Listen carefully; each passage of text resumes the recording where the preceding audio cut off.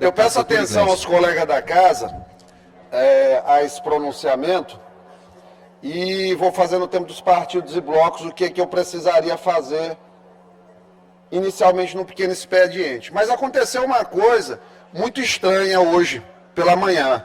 Primeiro eu quero parabenizar o papel da imprensa, o jornalista Isaías Rocha e o jornalista Marco Dessa, que deu os créditos ao Isaías Rocha, que trouxe uma matéria muito bem fundamentada e inclusive simplificou meu trabalho aqui enquanto ouvia os colegas falarem a respeito da ADI que foi protocolada e que, pasmem vocês, gente, tem 9% de chance disso acontecer. Mas uma ADI que julga a eleição de membro do TCE da Casa caiu sob relatoria do ministro Flávio Dino, recém-empossado no STF. Quantas coisas na vida da gente a gente precisaria 9% de chance, normalmente acontece o 91%, né? Mas eu vou tratar aqui juridicamente. O Solidariedade, que é um partido que aqui no Maranhão, até outro dia ainda era controlado pela base do governador, pelo Volmer, pelo Edson, por esse pessoal, e que parece que agora vai passar para o comando de outro deputado estadual aqui. Quero ver se isso realmente é fato que procede. Deputado estadual que, inclusive, tem interesse nessa eleição. E que eu gosto demais, diga-se de passagem. Mas eu não deixo de falar o que é certo por ser amigo ou não amigo. Até porque eu estou sendo respeitoso e serei respeitoso aqui na fala. Mas, estranhamente, o Paulo Pereira da Silva quis se meter de maneira muito estranha na eleição do TCE do Maranhão. Então, passemos aqui. Primeiro, eles fizeram uma síntese fática dizendo que o conselheiro Washington requereu a sua aposentadoria voluntária. Depois, disseram aqui que o conselheiro presidente Marcelo Tavares encaminhou um ofício à casa. Depois que a Assembleia Legislativa abriu um edital, né, em relação à convocação para cargo de conselheiro de contas do TCE. Com a abertura da vaga, iminente deflagração do processo para indicação e nomeação dos novos conselheiros, evidencia-se flagrantes violações constitucionais para preenchimento de novas vagas. Estranhamente, aqueles argumentos que foram trazidos pelo deputado Carlos Lula aqui à tribuna. E como eu não estou falando de maneira pejorativa, não cabe a ele nenhum tipo de questão de ordem, cabe a ele explicações, eventualmente. De maneira respeitosa, isso aqui precisa ser esclarecido.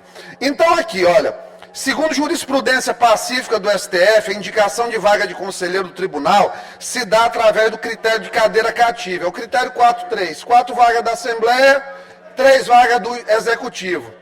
Isso está sendo cumprido. Não teve nenhuma indicação de governo, não chegou nenhuma indicação de governo para cá.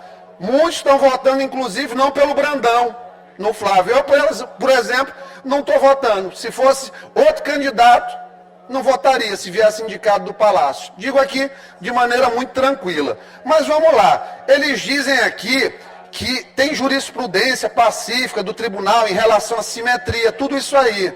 Mas olha, tem que informar a quem protocolou a ação que, inclusive, a questão que está sendo questionada aqui o tempo todo, em relação a 65 anos, contrariando o dispositivo do TCU, foi protocolada uma PEC ontem. Eu protocolei.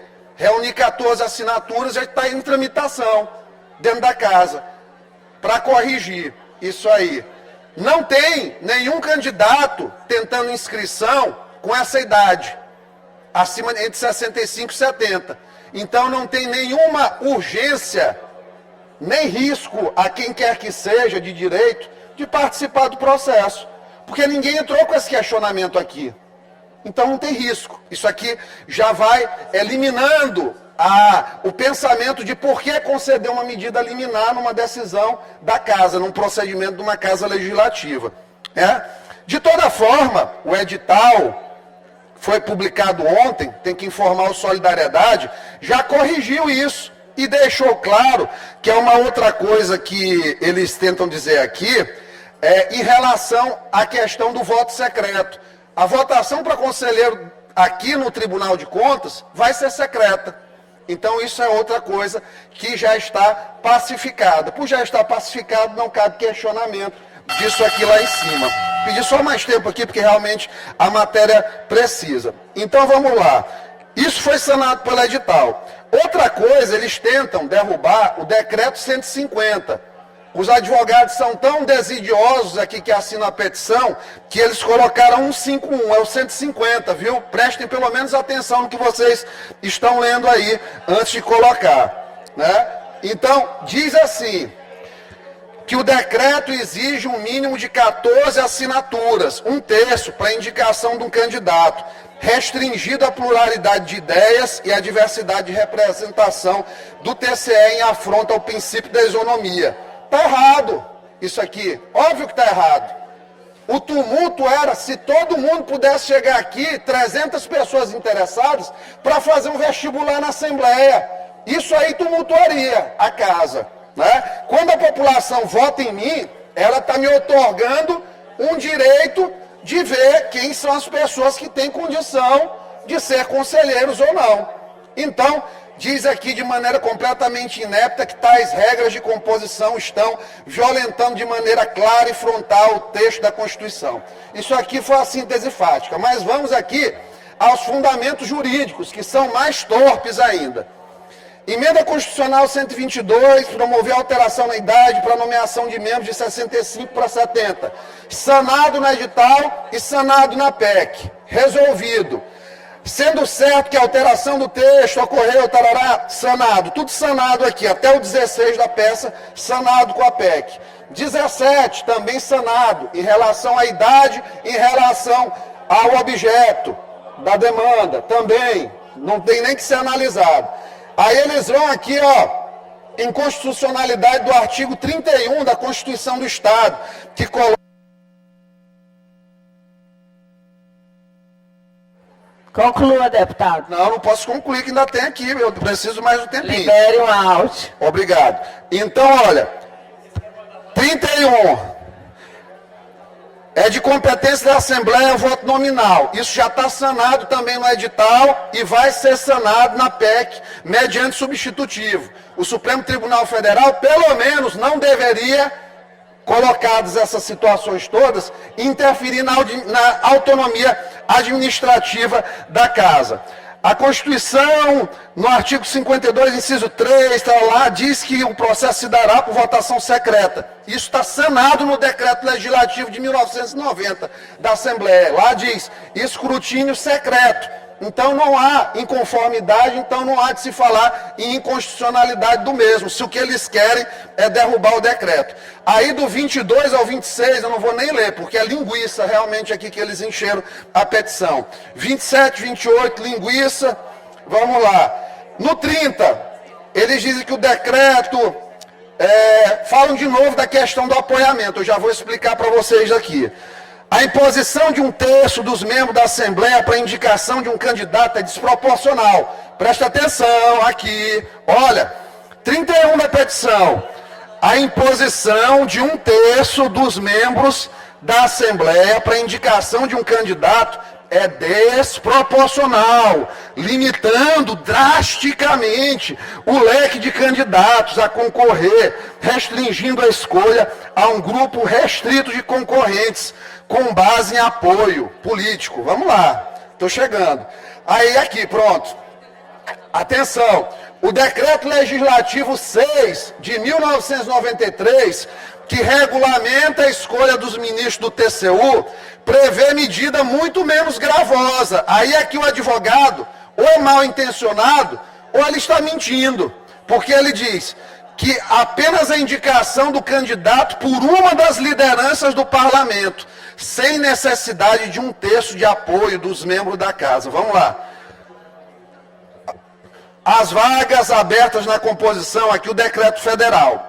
As vagas do TCU serão preenchidas mediante iniciativa alternada da Comissão de Assuntos Econômicos do Senado e da Comissão de Finanças da Câmara. Olha, isso aqui é uma coisa muito interessante de a gente falar, porque eu vou chegar ao final para fechar isso aqui.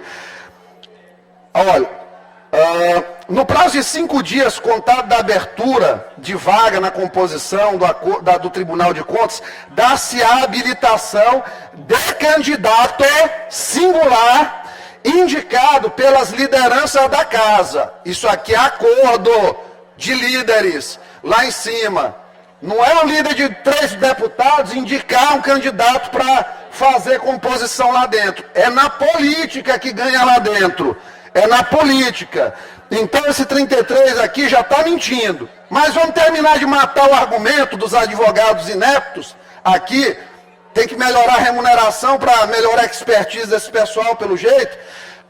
Vamos lá, não tem nenhuma jurisprudência em relação à simetria de Comissão de Assuntos Econômicos do Senado ou Comissão de Tributação da Câmara com Assembleia Legislativas, então não tem marco legislativo para ter mudança disso. Mas vamos lá, só para vocês terem ideia, deputado Carlos Lula, o senhor gostaria de saber aqui quantos senadores tem na Comissão de Assuntos Econômicos do Senado? O Senado tem 81. A comissão que indica tem 27, é exatamente 1/3 da composição da casa, o que invalida completamente esse argumento. Então, não tem nenhuma ferida a princípio de impessoalidade, porque impessoalidade é imparcialidade de interesse público, não é interesse pessoal e nem interesse partidário. Ele não demonstra ferida à ordem pública ao processo, portanto a petição é inepta. E por fim, aqui olha, dos requerimentos deles, pede uma liminar, não tem aqui ó, não tem interesse a ser protegido de particular, não tem urgência de medida, não tem nenhum problema o relator levar isso para discussão em plenário, por quê? Porque pode ser revogada a qualquer tempo que o Supremo Tribunal quiser fazer, né? E ele pede suspensão de incisos da Constituição, que não faz diferença nenhuma, porque já está regulado no edital. Alternativamente, eles pedem, se não conceder essas medidas requeridas, paralisa a escolha do Tribunal de Contas. Não tem sentido isso, porque tudo que estão solicitando está em atendimento. O critério dos 14 é o mesmo critério do Senado. 27 membros de uma comissão, 1/3 do Senado indicando um nome, como uma CPI aqui na casa, como o mínimo de apoiamento do decreto 150. Então, não queiram por subterfúgios sujos pelos esgotos do judiciário, das distribuições preferenciais, tentar tumultuar a escolha da Assembleia Legislativa e macular quem está aqui votando em prol do interesse público, porque ninguém está votando em pessoas desonestas aqui dentro da casa. E peço ao eminente ministro Flávio Dino que se dê por suspeito também, e que a casa faça arguição de exceção de suspeição do mesmo, inclusive, porque ao que parece, o interessado foi seu secretário de saúde, o único interessado na disputa foi seu secretário de saúde, e quem assumiu solidariedade deixou a vaga para sua esposa como senadora. Com todo respeito eu digo isso, mas está errado tentar ganhar no tapetão. Política não se faz assim, no subterfúgio, no tapetão. Eu tenho certeza que o Flávio Dino não foi para lá para fazer isso com o Maranhão. Me prove que eu estou certo.